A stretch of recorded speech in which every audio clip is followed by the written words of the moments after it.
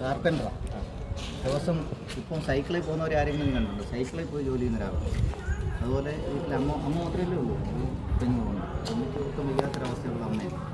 ഈ മോരും കൊടുക്കുന്ന സമയത്ത് അമ്മ അയാളുടെ വഴക്ക് പറഞ്ഞല്ല, അതൊക്കെ പറഞ്ഞത് ഇത് ഇത്രയും പെട്ടെന്ന് പോലീസ് സ്റ്റേഷനിൽ കൊടുക്കണം, നമ്മുടെ ഇരിക്കേണ്ടതെല്ലാം ആരുടെയോ മുതലാണ് എന്ന് പറഞ്ഞിട്ട് പോയതാണ്.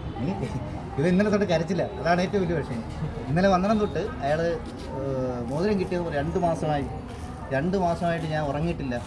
ഭാര്യയോട് ഇന്നലെ പറഞ്ഞ ഭാര്യയോട് പറഞ്ഞിട്ടില്ല ഇതുവരെ. ഭാര്യയുടെ കൈ കിടന്ന നസീമെന്ന് എഴുതിയ മോതിരം, അയാളുടെ പേരെഴുതി ഭാര്യയ്ക്ക് ഇട്ടിരുന്ന വെഡ്ഡിങ് റിങ്ങാണ്. ഈ സാധനം അയാൾക്ക് കല്യാണത്തിന് വണ്ടി എടുക്കാൻ വേണ്ടി പൈസ തികയത്തില്ലെന്ന് പറഞ്ഞ് അയാൾ പണയം വെക്കാൻ വേണ്ടി കൊണ്ടുപോയ സാധനമാണ്. പക്ഷേ വണ്ടി എടുക്കുന്നതിന് ഈ പൈസ എന്തായാലും തികഞ്ഞു. തിരിച്ചു വന്ന സമയത്ത് അയാൾ പാണ്ഡ്ര വന്ന മഴയ സമയത്താണ് തുമ്മിയ സമയത്ത് കയ്യിൽ നിന്ന് തെറിച്ചു പോയത്.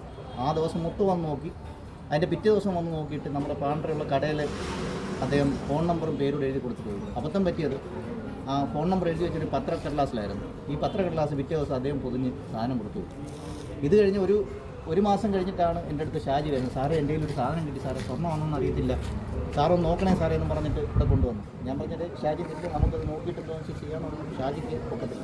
സാറേ എൻ്റെ കൈയും കാലും വരച്ചിട്ട് നിൽക്കുക സാറേ, ഞാനങ്ങ് പോവാ സാറേ എന്ന് നിൽക്കുക. അന്നേരം അവരുടെ വീട്ടിൽ അമ്മയാ പറഞ്ഞത്, മോനെ ഇത് നമ്മുടെ ഇരിക്കേണ്ട സാധനമല്ല, ആരെയാണെന്ന് വെച്ചാൽ കണ്ടുപിടിക്കുന്ന പോലീസുകാരെ കണ്ടുപിടിച്ചോളൂ എന്ന് പറഞ്ഞ് ഷാജി ഇവിടെ കൊണ്ടുവന്നു.